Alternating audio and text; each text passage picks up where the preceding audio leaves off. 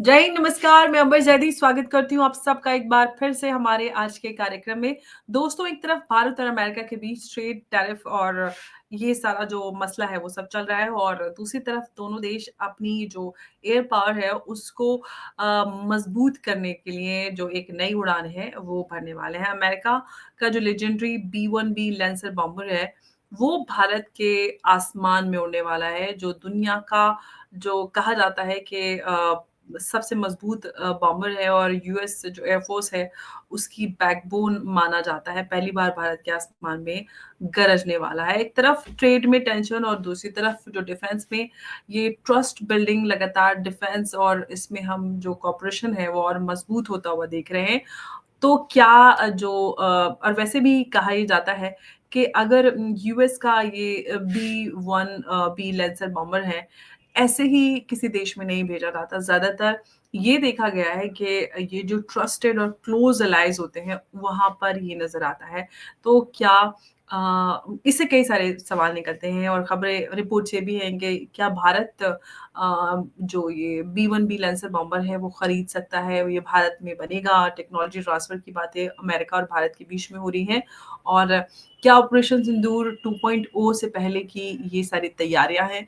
ये बड़ी सारी सवाल और इन सब के को हम आज की चर्चा में शामिल करेंगे। हमारे साथ उमेश जी। उमेश जी, बहुत स्वागत है आपका। जय हिंद, नमस्कार। जय सिया राम अंबर जी। जय सिया राम उमेश जी। उमेश जी, बड़ा अपडेट है और बड़ी खबर है। अमेरिका का जो हम ये कहें कि यूएस एयरफोर्स का जो बैकबोन माना जाता है, B-1B लैंसर बॉम्बर, वो एक हैवी बॉम्बर जिसको हम कहते हैं, यूएस अपने सबसे जो ट्रस्टेड एलाइज़ होते हैं, उनके लिए डिप्लॉय करता है। तो एक तो ये है सवाल कि भारत को अब ऑफ़िशियली कोर एलाई के रूप में या पार्टनर के डिफेंस पार्टनर के रूप में यहाँ पर देख सकते हैं और क्या जो ये खबरें आ रही हैं कि जो ये B-1B लैंसर बॉम्बर है, ये भारत में भी बन सकता है? क्या भारत खरीदने वाला है? क्या आप इसमें देख रहे हैं अपडेट्स? अंबर जी, मैंने आपको वो B-1B लैंसर का वो भेजा है इमेज, वो हमारे दर्शकों को लगा दीजिए ताकि सबको समझ में आएगा कि ये जो बॉम्बर है एक्चुअली है क्या। क्योंकि हमने बात की है F-35 की, हमने बात की है F-22 की, हमने बात की है रफाल की, और एक तरह से what is the difference between a normal fighter aircraft and a bomber, लोगों को समझना बहुत जरूरी है। और ये जो B-1B लैंसर है, ये यूएस का एक स्ट्रेटेजिक एसेट है और ये सिर्फ अपने एलाइज के लिए भेजा जाता है। और भारत और अमेरिका के बीच में जो मिलिट्री एक्सरसाइज है, अब अमेरिका बोइंग से निर्मित जो B-1 लैंसर है वो भेजने वाला है। ये एक supersonic long range heavy bomber है और इसके ये एक हाई स्पीड में चलता है, लो लेवल पेनिट्रेशन बॉम्बर है और एक तरह से इसमें स्टेल्थ कैपेसिटी भी है। अमर जी, सबसे बड़ा एक तरह से आप ये देख लीजिए, इसके विंग्स, इसके जो रेडार सिग्नेचर है वो एक तरह से पकड़े भी नहीं जाते हैं। और आप ये भी देखिए कि भारत को ये बॉम्बर्स की बहुत जरूरत है, क्योंकि भारत के पास अभी we are facing a three front war with Pakistan, China and Bangladesh. China ने भी लद्दाख के बॉर्डर में अपनी जो सरगर्मी है वो बढ़ा दी है। अरुणाचल प्रदेश के अंदर भी वो एक तरह से मिलिट्री फैसिलिटीज बना रहा है, वहां पर वो हैंगर बना रहा है, नए हेलीपैड्स बना रहा है और एक तरह से वहां पर जो हवाई जहाज के लैंडिंग और वो सब चीज, सब मिलिट्री अपग्रेडेशन किया जा रहा है। इनफैक्ट मिसाइल्स जो है, लॉन्च फैसिलिटीज वो भी बना रहा है। हुँ। तो कहीं ना कहीं आप ये देखिए, भारत को एक बॉम्बर की जरूरत है और मेरा ये मानना है कि B-1B lancer is an answer for everything. और सबसे बड़ी बात है कि अगर ये भारत में हुँ। भेजा जा रहा है तो भारत की जो एयरफोर्स है उसको अमेरिकन जो होते हैं, जो कैसे वो हैंडल किया जाता है इस एयरक्राफ्ट के, क्योंकि ये सबसे बड़ा एक तरह से, अगर आप मिलिट्री एक्सरसाइज करोगे क्यों जिसमें हमारे सुकोई, रफाल और तेजस इन्वॉल्व होगा, तो इन दोनों के बीच में कोऑर्डिनेशन कैसे होगा। तब अगर भारत इसको टेस्ट कर रहा है तो फ्यूचर में शायद ले भी सकता है। जनरली ये बड़े एयरक्राफ्ट जो होते हैं ना, ये लीज किए जाते हैं। मतलब आप समझ लीजिए इनके पास, इनको बनाने में बहुत टाइम लगता है। तो जनरली कंट्रीज क्या करती है, इसको 10 से 15 साल के लिए लीज कर देती है। फिर जब तक उनको मिलता है, जब उनकी कैपेसिटी आ जाती है, उनका नया बॉम्बर मिल जाता है, तो ये रिप्लेस कर दिया जाता है। और एक चीज है, आप ये देखिए कि भारत और अमेरिका के बीच में जो लोग बोल रहे थे कि क्वाड क्या डेड हो गया है, और डोनाल्ड ट्रंप ने भी बोला है कि अगले साल मैं भारत जाऊंगा, तो लॉन्ग टर्म डिफेंस कोऑपरेशन की बात हो रही है। और पिछले दिन हम देखें, 2-3 खबरें आई हैं जो हुँ, बहुत प्रॉमिसिंग है। 10 year deal between India and United states for defence. Second, आप देखिए जी के साथ हमने वापस करार किया, जिसमें 113 इंजन हम लेने वाले हैं फॉर 97 तेजस। और हुँ, अब ये आप ये देखिए कि B-1 लैंसर जो अमेरिकन मिलिट्री का एक तरह से लॉन्ग रेंज बॉम्बर है, वो भारत में आएगा, और हुँ, इससे हमें एक तरह से उसकी ऑपरेशनल डिटेल्स, स्ट्राइक कैपेबिलिटी, हुँ, प्रिसिशन स्ट्राइक कैपेबिलिटी उससे मालूम पड़ जाएगा। अभी समझ लीजिए, कल अगर हमारे पास ये बॉम्बर हो जाता है, और सिर्फ हमारा ये एक हुँ, बॉम्बर हम पाकिस्तान के ऊपर भेज के हम उनको कंप्लीटली तहस-नहस कर सकते हैं। बॉर्डर एरियाज में जितने भी जो टेररिस्ट कैंप्स है, उसके ऊपर आप बॉम्ब डलवा दीजिए, ना तो रेडार पकड़ पाएगा इसको, ना कोई भी चीज उसको पढ़ पाएगा। तो ये एक तरह से आसमान के अंदर इसको फ्लाइंग बीस्ट बोलते हैं। जनरली फाइटर एयरक्राफ्ट के अंदर दो दो लोग रहते हैं, इसके अंदर 4 लोग रहते हैं। 2 लोग तो पायलट, को पायलट, और 2 वेपन सिस्टम्स को हैंडल करने के लिए किया जाता है। तो कहीं ना कहीं आप ये देखिए कि इसकी जो मारक क्षमता है, इसका जो डिलीवरी है, एक तरह से बहुत घातक है। बहुत लोग ये पूछेंगे कि हम रूस से क्यों नहीं ले रहे हैं। देखिए, रूस अभी यूक्रेन वॉर में एक तरह से उलझा हुआ है। हम उनका भी जो टीयू जो बॉम्बर्स हैं, वहां पर भी बताया जाता है कि उनके पास भी वो नष्ट हो चुके हैं, क्योंकि कुछ दिन पहले यूक्रेन ने उसको नष्ट हुँ, कर दिया था। चाइना के पास भी उनके पास हुँ, बॉम्बर है। भारत को भी एक बॉम्बर की जरूरत है। देखिए, बॉम्बर्स रखने से आप क्या होता है, आपकी स्ट्रेटेजिक डेप्थ बढ़ जाती है, लोग आपसे डरते हैं। देखिए, न्यूक्लियर बॉम्ब्स भी हम इसके लिए बनाते हैं ताकि कंट्रीज हमको हल्के में न ले। और ये जो और अमेरिका ये बॉम्बर्स हमको देने को तैयार भी हो सकता है, क्योंकि दे value the partnership with India. देखिए, सबसे बड़ी बात ये है कि इंडिया कभी रिवर्स इंजीनियरिंग नहीं करता, वो एक तरह से जॉइंट कोलैबोरेशन की बात करता है। और कहीं ना कहीं मुझे लगता है कि जो अमेरिकन एडमिनिस्ट्रेशन में है, एक थॉट प्रोसेस आ चुका है कि भारत के साथ संबंध बिगाड़ने में कोई मतलब नहीं है, क्योंकि अल्टीमेटली भारत का जो डिफेंस इंडस्ट्री है, अगर हम हुँ, भारत के साथ पार्टनर करते हैं, तो भारत के अंदर प्लांट भी लगा सकते हैं। इंडो पैसिफिक में अमेरिकन बेसेस को सप्लाई करने के लिए एक ऑल्टरनेटिव सप्लाई चेन तैयार कर सकते हैं। तो ये एक तरह से भारत और अमेरिका के बीच में एक जो साझेदारी है, डिफेंस साझेदारी, उसको एक महत्वपूर्ण चीज मैं ये समझता हूँ। लेकिन उमेश जी हम इसको अगर हम बिल्कुल आप मैं जो सवाल पूछना चाह रही थी आपने उनके जवाब इसमें आपने शामिल कर लिए हैं कि हम इसको सिर्फ एक एक्सरसाइज एक ड्रिल तो नहीं कह सकते खाली क्योंकि इसमें एक मैसेज काफ़ी बड़ा है। इंडो पैसिफिक की बात करें और इंडिया और यूएस के बीच में जिस तरह से चल रही है, चाइना के लिए क्या इससे स्ट्रैटेजिक सिग्नल्स आपको नज़र आते हैं और जिस तरह से हम ये सारी चीज़ें देख रहे हैं? देखिए, सबसे बड़ी बात है कि आपने बरोबर बोला है, ये जो बॉम्बर है, अगर भारत के अंदर आता है, तो हमें एक तरह से कैपेबिलिटी मालूम पड़ जाएगा कि नेटवर्क सेंट्रिक वॉरफेयर कैसे करना पड़ता है। सेकंड, आप ये भी देखेंगे कि हम अमेरिकन कम्युनिकेशन सिस्टम्स के साथ हमारा कम्युनिकेशन सिस्टम्स को जोड़ेंगे, इंटरऑपरेटेबिलिटी होगा। सबको टेस्ट करने की जरूरत होती है। लाइव युद्ध के अंदर आप ये सब काम नहीं कर सकते। तो कहीं ना कहीं हुँ, अगर अमेरिका अपने एडवांस कम्युनिकेशन सिस्टम्स में भारत को एक्सेस दे रहा है, तो कहीं ना कहीं उसको भारत एक लॉन्ग टर्म पार्टनर की तरह वो देख रहा है। और भारत को इंडो पैसिफिक में स्ट्रांग बनाने हुँ, के लिए ये बॉम्बर दे सकता है, ताकि हम एंटायर इंडियन ओशन रीजन पे जो हो सके, we will be able to keep a tab on everything, क्योंकि हमें लॉजिस्टिक ट्रेड रूट भी देखना पड़ेगा। पूरा इंडियन ओशन के अंदर जो मलाका स्ट्रेट है, मलाका स्ट्रेट के अंदर बताया जाता है कि वहां पर 80% जो फ्लाइट ट्रैफिक होता है वर्ल्ड का, वो वहां से पास ऑन होता है। और चाइना के लिए बहुत इंपॉर्टेंट बात है। देखिए, एक और एक चीज आप नोट करिए, कुछ दिन पहले इंडिया ने बोला था कि हमें जॉइंट पेट्रोलिंग करना चाहिए मलाका स्ट्रेट का, with Indonesia, with Singapore, Thailand and शायद मलेशिया के साथ। तो उसको भी ऑपरेट करने के लिए अमेरिका को कोई ना कोई एक देश चाहिए जो ये सब ऑपरेट कर सकता है। तो मोस्ट प्रोबेबली इसका डिप्लॉयमेंट होगा निकोबार ट्राइब्यूनल में, निकोबार टर्मिनल में, जहां भारत 1 लाख करोड़ इन्वेस्ट कर रहा है, वहां पे नया रनवे बना रहा है और अपनी एडवांस सिस्टम्स उधर रखने वाला है। अमेरिका भी चाहेगा कि अब उसका जो वेपन सिस्टम्स है वहां पर तैनात हो। देखिए, जो इंडिया, पाकिस्तान और बांग्लादेश वाला है वो totally missed up boundary route है, उसमें अमेरिकन इंटरेस्ट भी है। पर जो इंडो पैसिफिक में है, भारत और अमेरिका के इंटरेस्ट कन्वर्ज होते हैं, उनको वहां पर चाइना को रोकना जरूरी है। भारत का इन भारत का relation with America is going to be different considering with Pakistan and Bangladesh.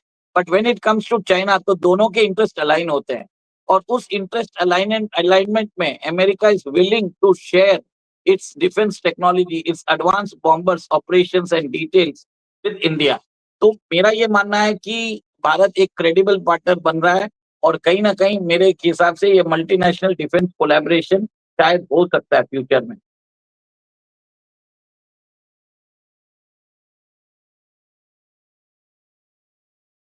तो ये नज़र आ रहा है, इससे इसमें काफ़ी कुछ चीज़ें हमें नज़र आ रही हैं। लेकिन हम भारत और अमेरिका की बात करते हैं, तो एक तरफ तो जो एक्सपोर्ट्स है उस पर टैरिफ लगाया हुआ है यूएस ने भारत के, दूसरी तरफ जो अपना स्ट्रेटेजिक जो बॉम्बर है वो भारत भेज रहा है। तो ये कह सकते हैं कि दोस्ती और व्यापार जो है वो दोनों अलग-अलग ट्रैक्स पर नज़र आ रहे हैं। लेकिन जो हम यहाँ पर अगर ये समझें, क्या जो उमेश जी डिफेंस डिप्लोमेसी है डैमेज कंट्रोल टूल के रूप में यहाँ पर हम देख रहे हैं क्या? जिस तरह से जो ट्रेड रिलेशंस की वजह से चीज़ें खराब हुई हैं। देखिए, भारत और अमेरिका का जो लॉन्ग टर्म इंटरेस्ट है बहुत जगह कन्वर्जेंस पे है, और China remains the enemy number one of both America and India. India will deal China at its own timing, और अमेरिका चाहता है कि वो हम चाइना से अभी जाके भिड़े, वो इंडिया नहीं कर सकता। कहीं ना कहीं अमेरिकन एडमिनिस्ट्रेशन में ये बात आ गई है कि India will definitely take on China provided America उसको टेक्नोलॉजी दे, उसको लॉन्ग रेंज वेपन्स दे, जिससे वो चाइना के साथ हमारा जो अभी वीकनेस है, हमारे पास जो सिस्टम्स नहीं है चाइना से काउंटर करने के लिए, वो डेवलप करने की जरूरत है। इसके लिए आप देखिए कि हमको बॉम्बर्स दिए जा रहे हैं, और बॉम्बर्स एक ऐसा एरिया है जहां पर इंडिया, अगर इंडिया के अंदर ये B-1 बॉम्बर्स आते हैं, तो कहीं भी कोई एक तरह से प्रॉब्लम नहीं होने वाला इंडिया और अमेरिका के बीच में, क्योंकि बहुत कम कंट्री से जो बॉम्बर्स बनाते हैं। रशिया हमको दे नहीं सकता, तो अमेरिका से हम ले सकते हैं। और सेकेंड, बॉम्बर्स आने से हम एक तरह से स्ट्रेटेजिक डिफरेंस है, चाइना को एक तरह से देख सकते हैं। और भारत के अंदर अगर ये बॉम्बर आ गया, तो मैं आपको एक चीज बता देता हूँ, गारंटी बोल देता हूँ कि ना तो बांग्लादेश ना पाकिस्तान भारत की तरफ आंख उठा के नहीं देख सकेगा। और वहां पर आप ये देखेंगे कि भारत के ऊपर जो ये बार बार गीदड़ धमकी दे रहे हैं, जिस दिन भारत के पास ये बॉम्बर्स आ जाएंगे, हमें अपने रफाल और कुछ भी भेजने की जरूरत नहीं है, हमारे ये एक दो बॉम्बर सारा काम कर देंगे, सीधा जाएंगे, बॉम्ब डालेंगे और सीधा आ जाएंगे। ये एक तरह से this is the type of bomber, this is मैं इसके लिए बोल रहा हूँ, फाइटर एयरक्राफ्ट और बॉम्बर्स में बहुत फर्क होता है। जी, तो उमेश जी सीधी-सी बात ये है कि B-1B जो बॉम्बर है वो भारत का आता है, तो पाकिस्तान और चाइना के लिए, दोनों के लिए साइकोलॉजिकल मैसेज या साइकोलॉजिकल सिग्नल इससे क्या-क्या मिलते हैं? देखिए, ये बॉम्बर्स भारत के पास आने से चाइना को एक तरह से बैकफुट पे आना पड़ेगा। पाकिस्तान तो कोई औकात में ही नहीं रहेगी, मैं आपको ये बता देता हूँ। हमारा ये अगर हम ये बॉम्बर एक्वायर कर रहे हैं, it is only being done with consideration of China in mind. China के पास बॉम्बर्स है, हमारे पास बॉम्बर्स नहीं है। अगर हमारे पास ये बॉम्बर्स आ जाते हैं, तो कहीं ना कहीं हम चाइना से मैच कर सकते हैं, हमारी एयरफोर्स उनकी एयरफोर्स से मैच कर सकती है। और आज के दिन में मेरे हिसाब से रशिया भी भारत को नहीं देगा बॉम्बर्स, क्योंकि चाइना ऑब्जेक्ट करेगा। और यूएसए से हम ले सकते हैं, क्योंकि यूएसए के साथ हमें कोई प्रॉब्लम नहीं होने वाला। यहाँ पे फ्रांस भी नहीं बनाता, इसराइल भी नहीं बनाता, ना कोई बनाने वाला है। तो एक तरह से जो एरियाज ऑफ कोऑपरेशन है बिटवीन इंडिया एंड अमेरिका, ये B-1 लैंसर जो है, एक तरह से जो हम दोनों के बीच में जो ट्रेड डेफिसिट के कारण, ट्रेड टैरिफ के कारण जो प्रॉब्लम्स क्रिएट हुए हैं, उसको ब्रिज करेगा। और ऐसी भी बात है कि पाकिस्तान के अंदर वहां पर एक तरह से यूट्यूब चैनल बोल रहे हैं, वो थर थरा रहे हैं कि कैसे अमेरिका हमारा अपना B-1 बॉम्बर भारत को एक्सेस करने दे रहा है। आप सोचिए, अगर वो लोग उधर के पाकिस्तान के एंकर्स अगर थरथरा रहे हैं, तो बहुत बड़ी बात है। इसका मतलब ये है कि पाकिस्तान एक तरह से जो सोचता था कि वो अमेरिका का सबसे बड़ा जो स्लेव है, उसको भी समझ में आ गया कि अमेरिका उसको यूज एंड थ्रो करके उसको लात मार के निकालने वाला है। और ये तो वही है ना कि हम ना कहते थे कि ऐसा होगा, ये तो वही हो गया। लेकिन उमेश जी, सबसे बड़ा एक सवाल ये है कि ये जो एयर ड्रिल है, क्या ये हम कह सकते हैं कि कोई फ्यूचर जॉइंट मिशन की तैयारी है, जैसे साउथ चाइना सी या इंडियन ओशन रीजन में कुछ? देखिए, कुछ दिन पहले स्क्वाड की मीटिंग हुई थी इंडोनेशिया के अंदर। वहां पर फिलीपाइंस को इन्वॉल्व किया गया था, भारत को इन्वॉल्व नहीं किया गया था। और एक चीज है, मैं ये बता देता हूँ कि नेक्स्ट ईयर ब्रिक्स की समिट भारत में होने वाली है। We can't go directly against China at this point, पर हमने क्या किया, हमारी ब्रह्मोस मिसाइल हम फिलीपाइंस को दे रहे हैं, और फिलीपाइंस ने वो ब्रह्मोस मिसाइल की जो बैटरी है अपने एक आइलैंड पे शोकेस भी की है। एडिशनल बैटरीज मांग रहा है। ठीक है, इंडोनेशिया को हम आकाश मिसाइल देने वाले हैं और उनको भी ब्रह्मोस देने वाले हैं। वियतनाम से भी बातचीत चल रही है।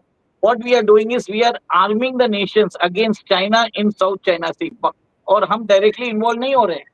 जैसे चाइना इन पाकिस्तान और बांग्लादेश को आर्म कर रहा है, वैसे ही हम भी आर्म कर रहे हैं। तो कहीं ना कहीं this is the strategic response to China, ये मेरा मानना है। भारत कोई क्वाड से अलग नहीं हुआ है, भारत को कोई अलग कर नहीं सकता। इंडिया का जो डोमिनेंस है in the Indian Ocean region, वो अमेरिका रिकॉग्नाइज करता है। ये एक तरह से स्ट्रेटेजिक सिग्नल दिया जा रहा है। जो लोग बोल रहे थे कि क्वाड के अंदर भारत को निकाल दिया गया, in fact it is a strategic posturing कि हम क्वाड में नहीं भी है, और जब हमको डिफेंस सिस्टम देने हैं हम उनको दे भी रहे हैं, और अमेरिका अपनी टेक्नोलॉजी ट्रांसफर भी कर रहा है। सो इट इज एक तरह से कैलकुलेटेड स्ट्रेटेजी है।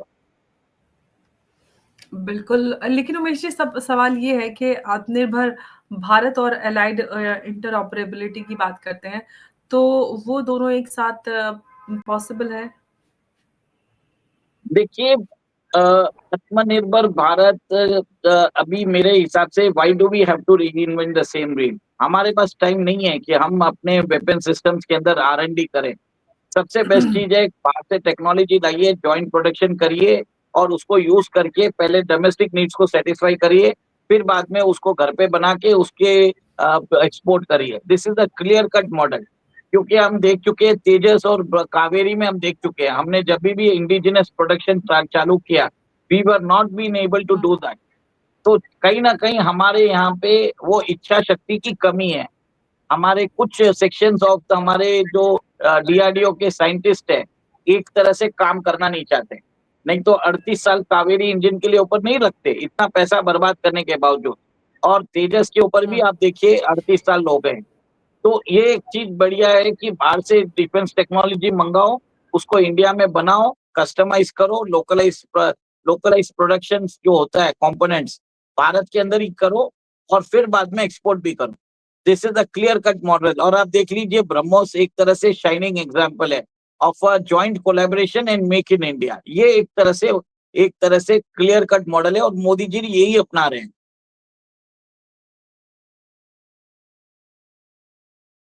अंबर जी सुनाई नहीं दे एक रहा। और बात यहाँ पर, अंबर जी सुनाई नहीं दे क्या रहा। अभी आप मेरी आवाज़ सुन पा रहे हैं? यस, आप सुन पा रहे यस, हैं? Absolutely Umesh yes. जी, मैं आपसे ये कह रही थी कि जी, जी, जी, कि जो भारत की अपनी इंडिजिनस हैं, जैसे तेजस है और रफ़ाल की बात करते हैं, सारी चीज़ें उनका इस ड्रिल में एक साथ इसको एक कॉन्फिडेंस बिल्डिंग मेजर के रूप में हम देखें, इस पूरे उसको, या नहीं? वही वही तो आप मैं बोल रहा हूँ कि आप देखिए, इसके अंदर रशियन फाइटर जेट सुकोई 30 आने वाला है। हमारा इंडिजिनस रफाल तो छोड़ दीजिए, ठीक है, इंडिजिनस तेजस तो छोड़ दीजिए, इवन सुकोई इज कमिंग। तो कहीं ना कहीं आप ये देखिए कि अमेरिकन एयरक्राफ्ट और रशियन एयरक्राफ्ट साथ में मिलिट्री ड्रिल करेंगे। दिस इज अ मैसेज हुँ। That is being sent across the world कि India can be a balancing point between Russia and America. ये एक तरह से स्ट्रेटेजिक मैसेजिंग की जा रही है। और अमेरिका भी समझ चुका है कि what we have to do with respect to India, और इंडिया के कंसर्न्स एक तरह से वैलिड भी है। और उन्हें समझ में भी आ गया कि China is an unreliable ally. American president ने 1 साल पूरा गवा दिया है to build the ties with China, और चाइना ने लास्ट में उसको ठेंगा दिया है। तो अब अमेरिका के अंदर वहां पर एक तरह से एंटी चाइना सेंटिमेंट्स बढ़ते जा रहे हैं। और एक चीज देखिए, अब वहां पर जो सिक्योरिटी डिफेंस एस्टेब्लिशमेंट्स हैं, वो एक तरह से नेशनल सिक्योरिटी को अपने हाथ में ले रहा है। और देखिए, बैक टू बैक डिसीजन आए हैं। 10 ईयर डिफेंस डील आया है, फिर बाद में ची के साथ हमने करार साइन किया, और अब देखिए B1 लैंसर भारत के अंदर मिलिट्री एक्सरसाइज के लिए भेज रहे हैं, जिसमें सुखोई और तेजस इन्वॉल्व होंगे। इसमें भारत को एक्सेस मिलेगा American operational tactics, network communication, network centric warfare, और एडवांस जो प्रोटोकॉल्स होते हैं, कम्युनिकेशन सिस्टम्स में, सबकी जानकारी मिलेगी। ताकि फ्यूचर में अगर हमको और अमेरिका को जॉइंट ऑपरेशन करना पड़े चाइना के खिलाफ anywhere in the Indian Ocean region और साउथ चाइना सी, हम वहां पे कर पाएंगे। तो ये कह सकते हैं कि जो ये B1B लैंसर बॉम्बर है, जो ये भारत आ रहा है, ये सिर्फ एक मिलिट्री ड्रिल के रूप में तो इसको हम नहीं देख सकते। काफ़ी क्लियर इसमें मैसेजिंग नज़र आती है फॉर द वर्ल्ड। और पाकिस्तान अगर हरियाणा की बात करें तो उसमें भी काफ़ी कुछ नज़र आ रहे हैं। इस अपडेट पर काफ़ी कुछ यहाँ से बदलते हुए हम देख पा रहे हैं। उमेश जी, बहुत-बहुत धन्यवाद आपका इस अहम चर्चा में हमारे साथ जुड़ने के लिए। नमस्कार, जय भारत। जय सिया राम।